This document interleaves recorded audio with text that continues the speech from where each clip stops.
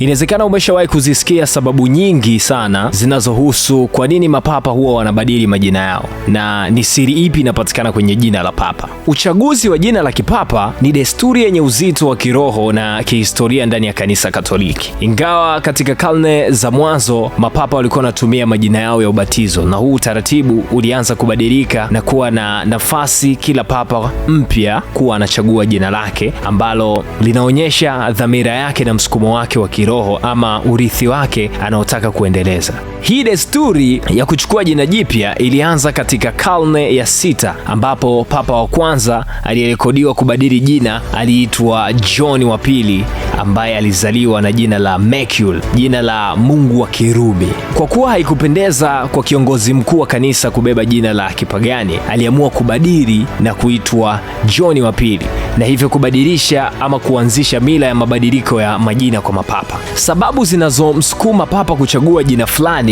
hutofautiana. Kuna wengine ambao huwa wanaheshimu watakatifu au mapapa waliotangulia, na wengine huonyesha maono au dhamira ya uongozi wao kwa njia ambayo waliochaguliwa. Mara baada ya makardinali kuchaguliwa kuwa papa, huwa wanaulizwa ni jina gani ambalo wanataka kuitwa, ama mtu anataka kuitwa pale ambapo anakuwa papa ama ameteuliwa kuwa papa. Papa mteule huwa anajibu jina alilolichagua bila kuwa na kanuni rasmi. Ni uamuzi wa papa aliyechaguliwa binafsi unaoakisi mtazamo wake wa kiroho na malengo yake. Kwenye historia, jina la John kwa Kiswahili ni Yohana limechaguliwa mara nyingi zaidi, likitumiwa na mapapa 23.